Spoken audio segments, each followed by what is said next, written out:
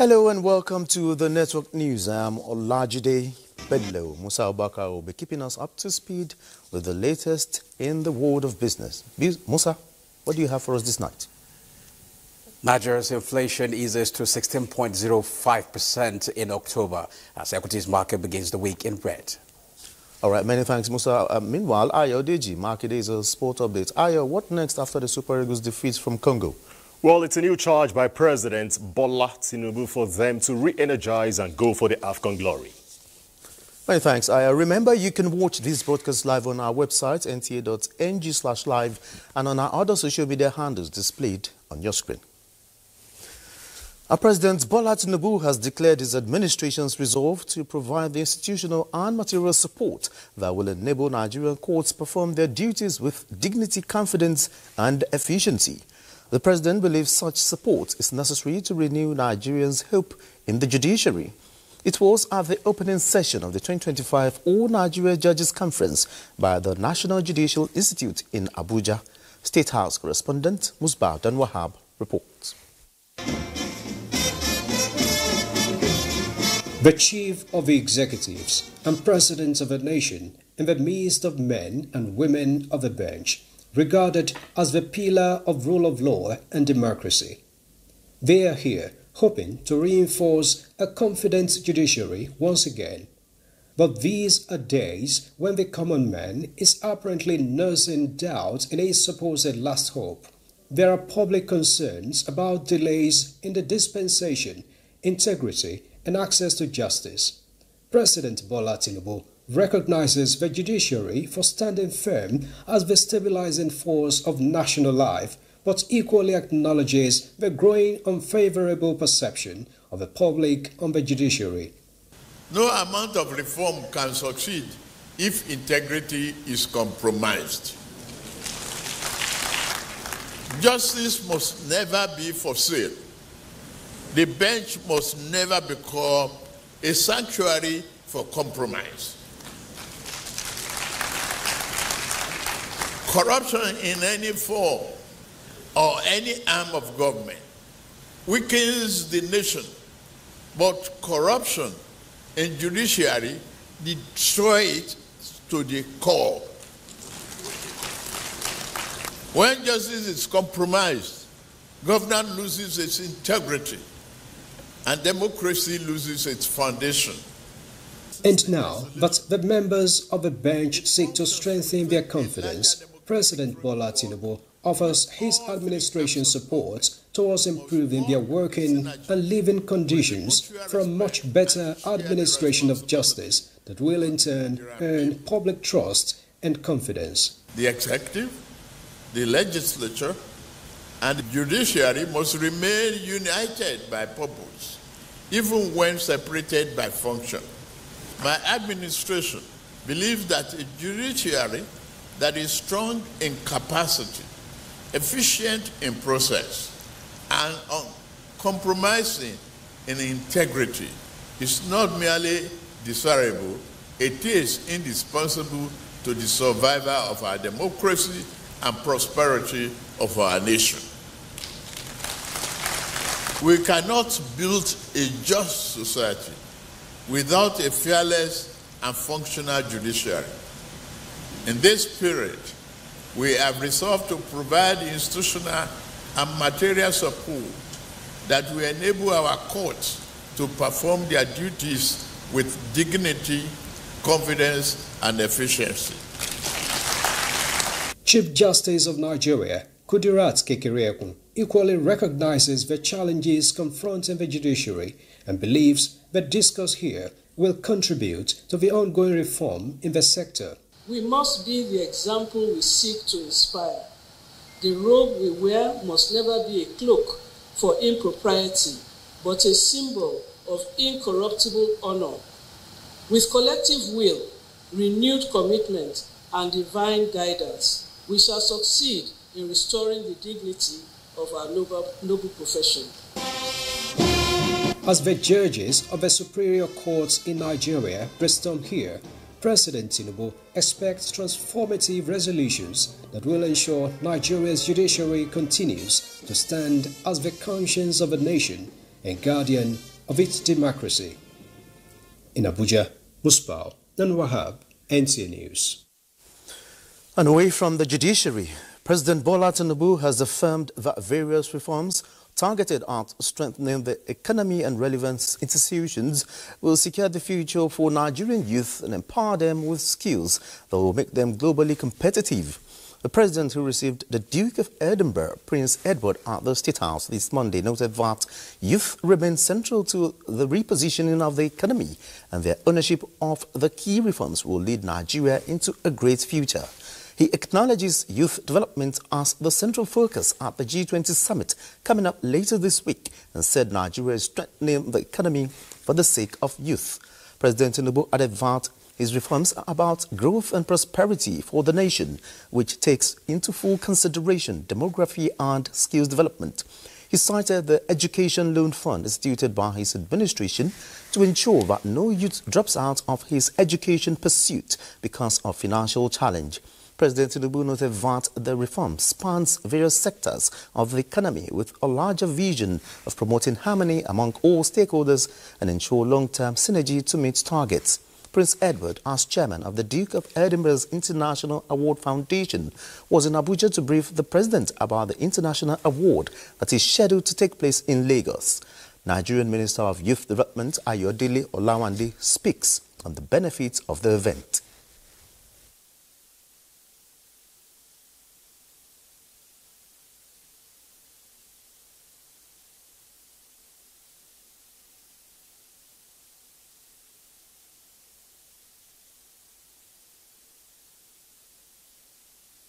This program is one thing that aligns with the President's vision about scaling the youth, picking out our best, thousands of our best in NYC, the former young people, bringing out the intelligence in them, the skills in them, to match it up, show them to the world, preach them to the world, and let us have the set of Nigerian people, young people that are proud of themselves and can really go to any length in the world. And that is why the organization, the body, has been working with Nigeria Ministry of Education, Youth Development, information to bring all these young people, and it's going to happen in Lagos, and everybody to connect with a lot of innovators.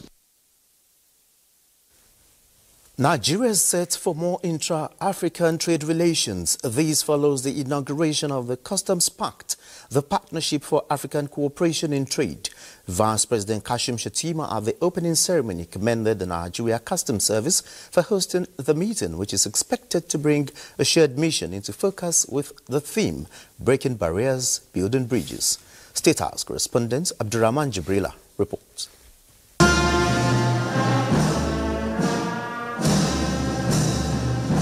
More than 400 participants from 28 African countries and other stakeholders here attending this Customs Partnership for African Cooperation in Trade, capturing a commitment to removing obstacles, strengthening cooperation, and expanding channels for legitimate trade across Africa. In the first half of 2025, Nigeria's trade with other African countries reached an all-time high of 4.82 trillion, which is an increase of more than 600 billion naira compared with the previous year. This is a clear signal of strengthening regional trade momentum. Within West Africa specifically, Nigeria's export to ECOWAS countries have climbed significantly, reflecting our growing role as a hub for intra-continental trade and value chain. And it's for this reason the WCO is here standing with you. To support the future state, that very much relies on the ability to manage volumes of trade, access to markets, and predictability for businesses. Things that Customs manages every day, at borders, in every corner of the globe. It's clear demonstration of our collective political will and also decisive action that Africa has taken to rid itself of the vestiges of colonialism.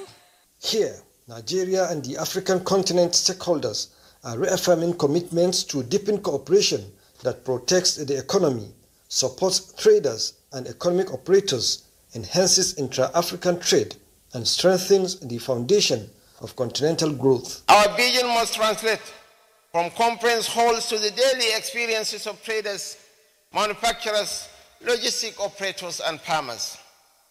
Nigeria remains firmly committed, structurally and operationally, to building an Africa that trades by design, where integration is practical, measurable, and effective.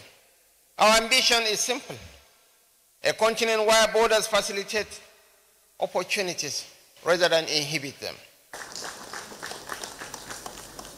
Nigeria, being the host, has pledged enhanced strategic engagements to continue building bridges that secures a more connected and prosperous African future. From the State House, Rahman Jibrila, NTA News. And on a rather sad note, armed bandits have abducted 25 students of Government Day Comprehensive Secondary School, Maga, in Danko Wasagu local government area of Kebbi State, killing the vice principal. Authorities say efforts are currently underway to rescue the abducted students and restore calm to the community. Abdul Jalil Mohammed Bawa reports. According to local sources, the assailant invaded the school in the early hours of the morning, shooting sporadically.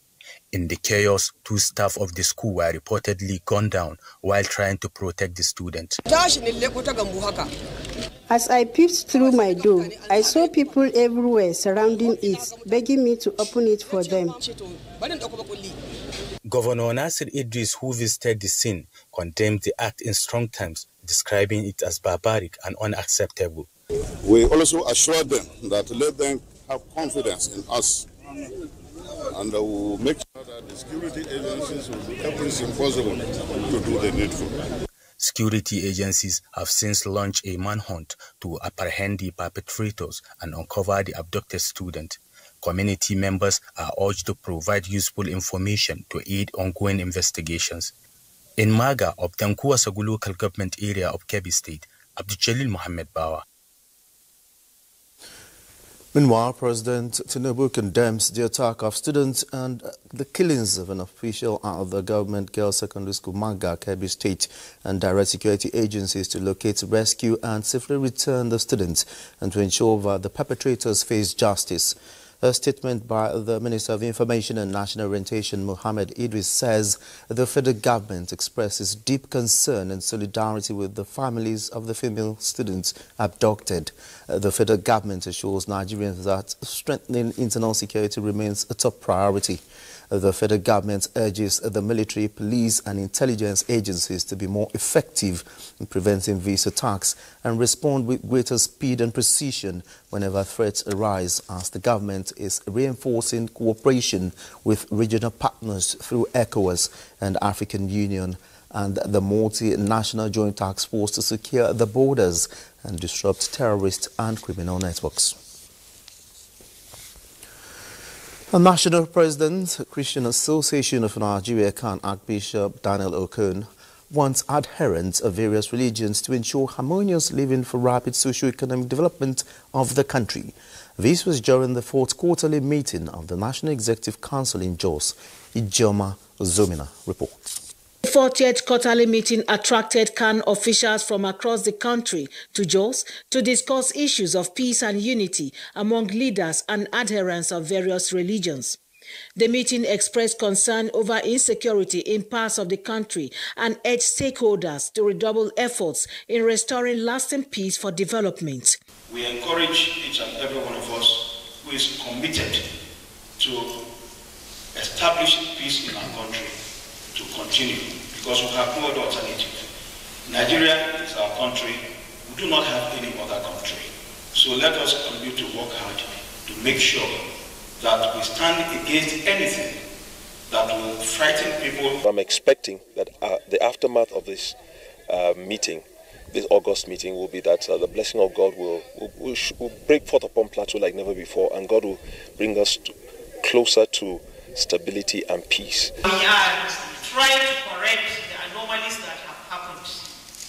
We don't want it to continue. We don't want our image to be painted black. We want to live in peace and harmony so that development can happen. The officials, as part of their assignments, visited the 10 commandments where they prayed for peace and stability in Plateau State and the country. In Jos, Ijoma Ozemina, NTA News. You're watching the Network News. More reports when we return. Thanks for being there. A 6-day crusade by Christ's Compassion to the rural world tagged Port Harcourt Selfless Love has been scheduled to hold between 24th and 29th of November 2025 at the Adokia Amesia Marker Stadium, Gruta, Port Harcourt. Convener of the program, Senior Pastor Kingsway International Matthew Ashimolowo, made the announcement at a media briefing in Lagos. Diana Ajali reports. The 6-day event will commence with a free medical outreach and distribution of relief materials to worshippers. Distribution of items. Uplifting millions of souls who have almost given up in life due to one situation or the other with his kind gesture. While spreading the good news of Jesus Christ, Pastor Matthew Ashimolowo's individual project is born out of God's vision and directive to reach out to the underprivileged citizens in need. In effect, Monday night, we are ready to give people the coupon with which they will collect things on Tuesday. And when they come on Tuesday, the ushers, the crowd control will direct them. From Ikorodu, Lagos to Ibadan, this time, the Christ Compassion to Rural World Train has moved to Port Harcourt, the treasure base of the nation, where 500 million naira worth of drugs will be distributed with 80,000 patients expected to be treated. And as usual, hundreds of doctors will be on ground to carry out different surgeries for the eyes, goiter, and many more. During the night crusades, we are believing God for miracles and healings and deliverances. For those who missed out the miracle, they will get the medicine. The warming will start even from the day of distribution. As parents come to collect rice, beans, gari, give their child the warmer. 150 vehicles will also be on ground to convey worshippers and beneficiaries of the available services from every nook and cranny of Port Harcourt to the venue. The 6-day program will be featuring great men of God from within and outside Nigeria. It is the desire of Pastor Matthew Ashimolowo that the CCRW initiative will be replicated across states of the Federation. In Lagos, Diana Ajale, NTA News. And to political party matters, former governor of Kogi State, Idris Wada, has formally defected to the All Progressives Congress with hundreds of his supporters. Vice President Kashim Shettima and the National Chairman of All Progressives Congress, Professor Nentawe Wada, received the defectors at the Muhammadu Buhari Square, Lokoja. Ajibola Christopher reports. Those who defected are former governor of Kogi State, Idris Wada, former SDP governorship candidate in the last governorship elections, Sam Notia Benemi, serving PDP members in the State House of Assembly representing Bassa and Ogorimagongo constituency, Imam Umar, former Speaker, Kogi State House of Assembly, among others. The APC national chairman, who welcomed the defectors, presented the party flag to them. Let me tell you, they are coming has shown that in Kogi State, opposition has been crushed to the ground. President of Nigeria, represented by his vice, Kashim Shettima, commends the decisions of the decampees. Today, this formal reception, His Excellency former Governor Idris Wada joins the All Progressive Congress along with other distinguished leaders and supporters. His decision is not a small one. It is an alignment with a broader national vision.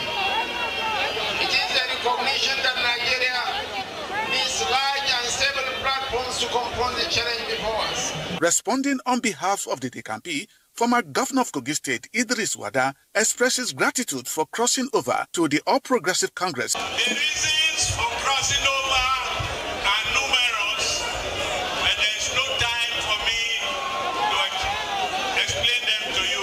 Ajibola Christopher, NTA News.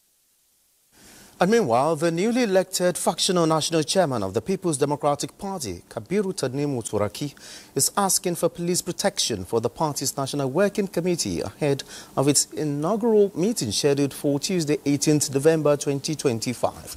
Turaki led some members of the NWC on a visit to the FCT Police Command in Abuja, citing a conflicting notice of a National Executive Committee, NEC and Board of Trustees BOT meeting allegedly issued by a former National Secretary, Senator Samuel Anyawu. Timothy Yusuf reports.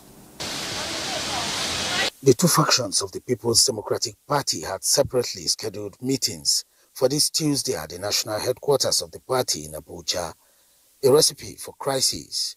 Reason the Turaki-led NWC visited the FCT Police Command. The meeting held behind closed door with the Commissioner of Police.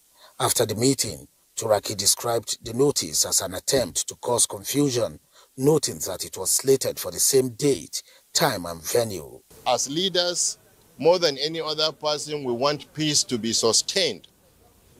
This democracy that our leaders, our forefathers, had sacrificed their lives to bring about to this level, we shall be ready to also give our own life to sustain this democracy.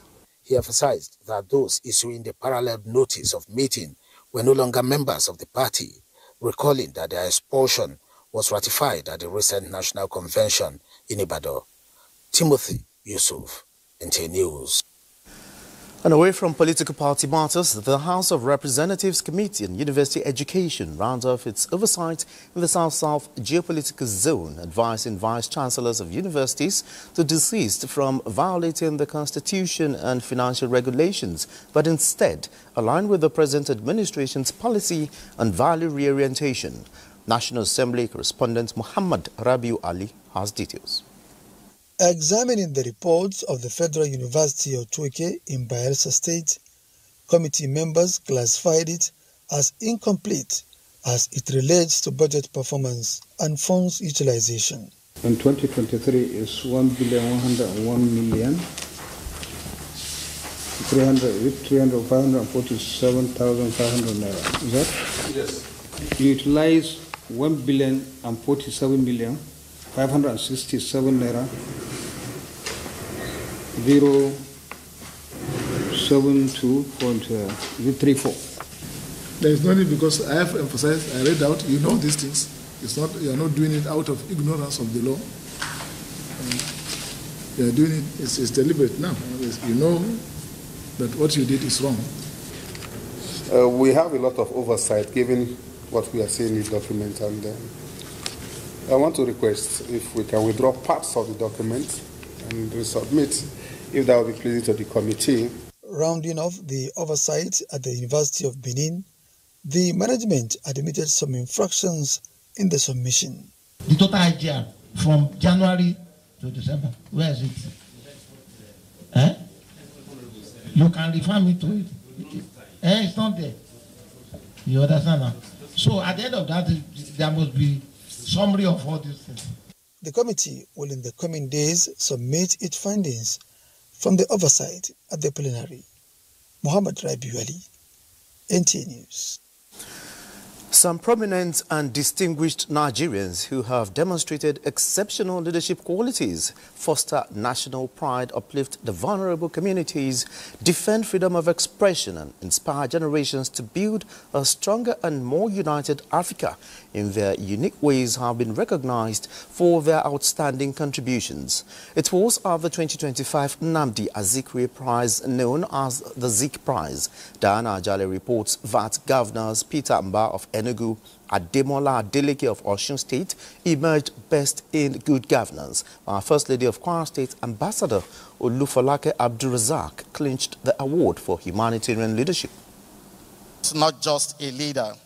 He was a philosopher king whose Pan-African vision transcended borders, languages and tribes. May this Zik Prize ignite a fire across Africa.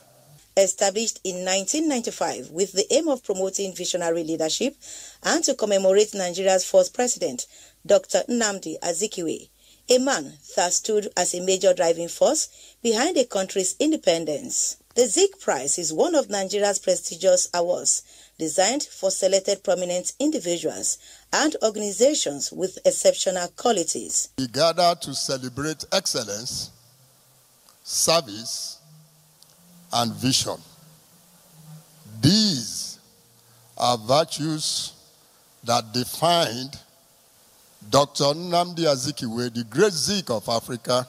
Among the 2025 award recipients are Governor Ademola Adeleke of Osun State and Governor Peter Mba of Enugu State, who both got the Good Governance Award. The little work that I do in financial markets, for it to be noticed and rewarded as such, I am most humbled.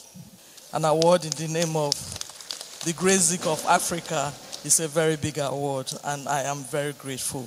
I want to thank the organizers of this event for counting His Excellency worthy of this award. This would in no small measure drive the passion to continue to make positive impact and contributions to the development of our people, our country, and the continent at large. Public Policy Research and Analysis Center is a private sector initiative conceived as a non-political and non-governmental institution that serves as an international forum. In Lagos, Diana Ajale, NTA News. Nigeria's First Lady Oluremi Tinubu celebrates wife of Kwara State Governor Ambassador Olufolake Abdulrazak for receiving the 2024-2025 prestigious Zik Prize in Humanitarian Services Leadership. The First Lady describes the honor as a true testament to the versatility of Ambassador Olufolake's efforts in public service and compassion towards uplifting women, children and vulnerable groups across Kwara State, and for her years of dedicated public service in foreign missions. She prays that the recognition strengthens her resolve as she continues her transformative work to uplift humanity. The Umar Namadi administration continues its aggressive push for rural transformation in Jigawa State, with major road, power and other infrastructure projects taking shape in Taura local government area. Muhammad Musa Askira reports. Umar Namadi has flagged off the construction of the 26-kilometer Shuazo to Zangomaji Road project, awarded at the cost of 4.5 billion naira.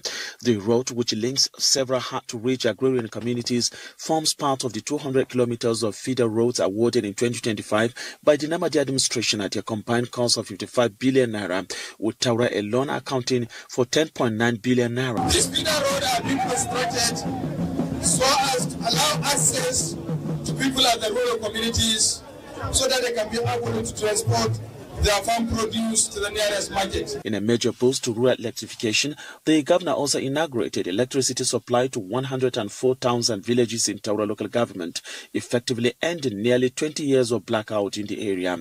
The governor further commissioned a befitting hospital, a mosque and a newly constructed palace for the district heads of Kuala. Governor Umar Namadi, who received a warm reception from large crowds, rounded off his visit with a town hall meeting where he highlighted his administration's development achievements in Taura. Community leaders presented him with a document outlining priority areas for future development, which he assured them will be carefully reviewed and implemented. The visit ended with the governor receiving gifts from youth and elders groups in appreciation of his administration's developmental strides in the area. In Duty, Muhammad Musa Askira, NTA News. Let's take another break. The news continues in a moment. Many thanks for being there. The Minister of State for Health and Social Welfare, Dr. Isiaq Salako, has expressed Nigeria's position on the implementation of the WHO Framework Convention on the Tobacco Control at the 11th session of the Conference of Parties in Geneva. The minister noted that since the last meeting, Nigeria has made remarkable progress in the regulation of tobacco, distribution and consumption, particularly in the areas of use, prevention and monitoring policies. He hinted that Nigeria has just concluded data collection and analysis for the second round of the Global Adult Tobacco Survey, GATS, known as the Nigeria GATS 2025. The findings indicate a notable decline in the daily use of tobacco products among adults compared to the first round conducted in 2012. This positive trend, Dr. Salako says, reflects the effectiveness of sustained multi-sectoral interventions, enforcement of tobacco control laws, regulations and public education efforts. He also emphasizes that Nigeria has equally developed and implementing various strategic policies, including National Tobacco Control Strategic Plan of Action 2024 to 2028, National Tobacco Control Communication Strategy 2024 to 2028, and the National Tobacco Control Enforcement Plan 2024 to 2028.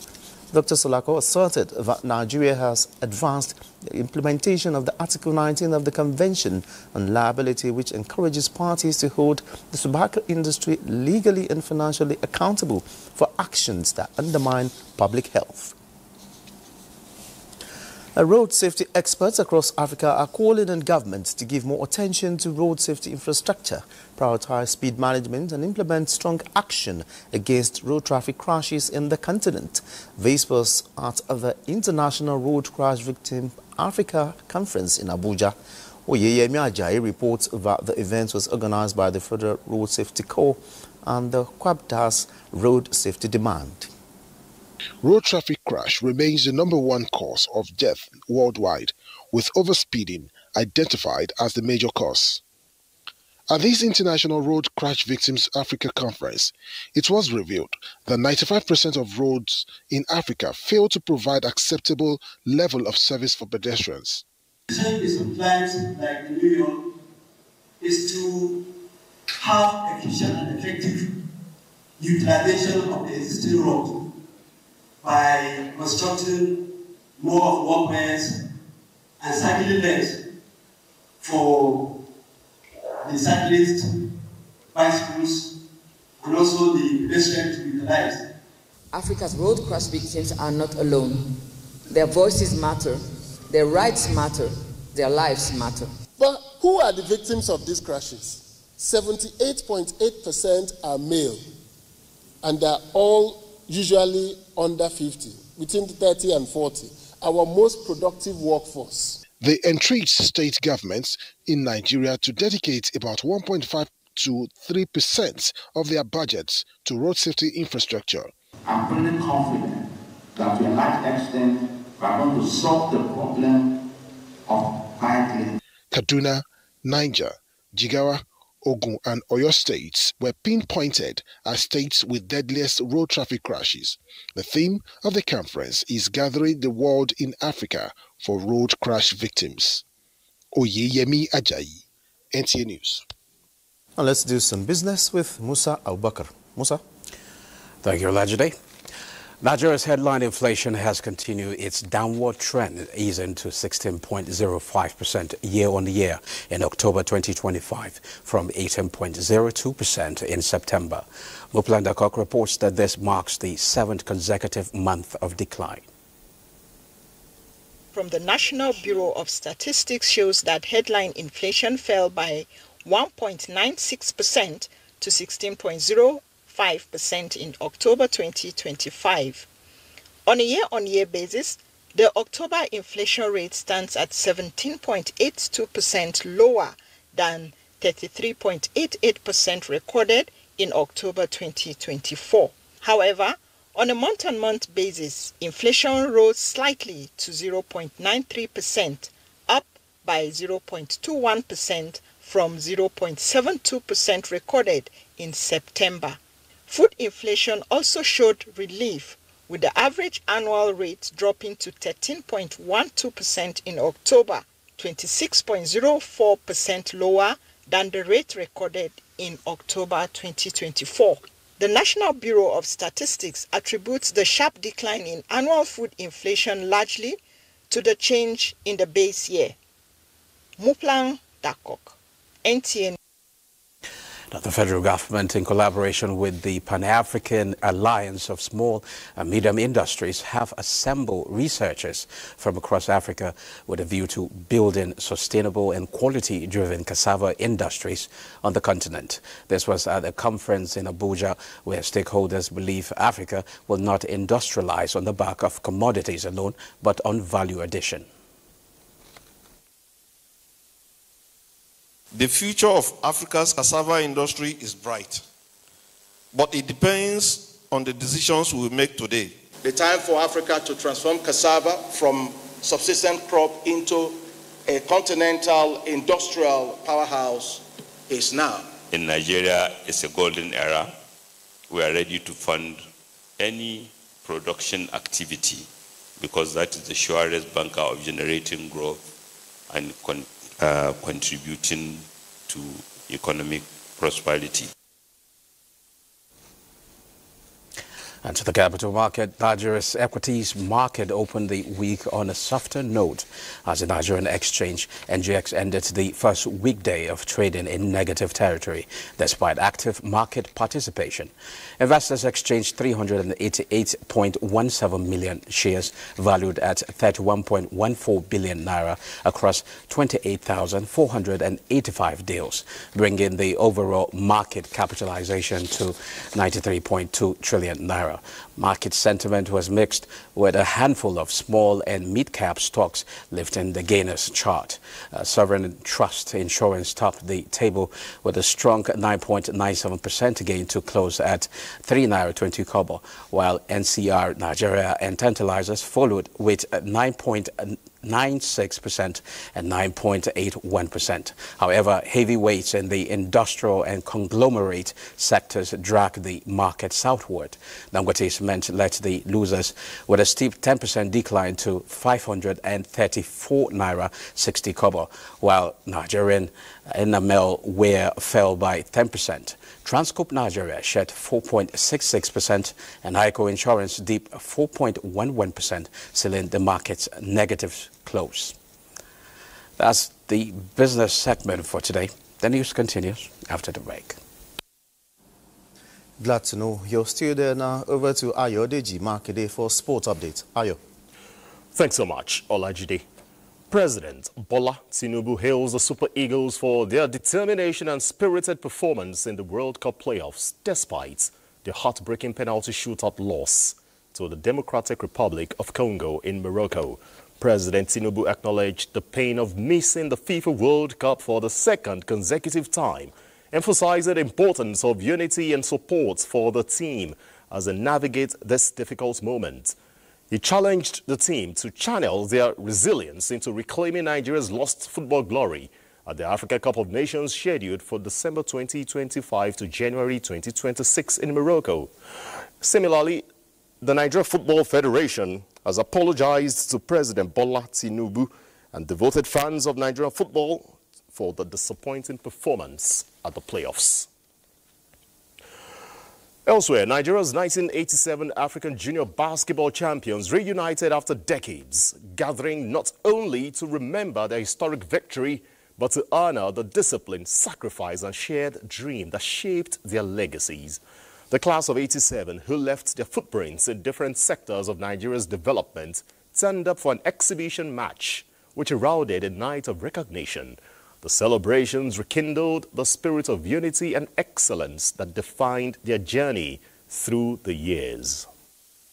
Basketball is an interesting sport. You know, it's very interesting, it's fun to play. So that's what we are trying to do, get kids involved in sports. We want to use the Abuja group to leverage ourselves as a collective to then do more for basketball as one. All right, let's go quickly to the world of boxing, where Anthony Joshua is set to face YouTuber turned boxer Jake Paul in a heavyweight match on December 19 in Miami. The boxing event, taking place at the Casillas Center, will feature 8 3-minute rounds. Former world heavyweight champion Joshua has not competed since he was stopped by fellow Brit Daniel Dubois at Wembley in September 2024 during their IBF title fight. Jake Paul, who has experienced a loss to Tommy Fury, has recorded 12 victories in his professional boxing career. And that's your sports. It's back to Olajide. Many thanks, Ayodeji Makede, and that concludes the network news. Many thanks for being a part of it. I am Olajide Bello.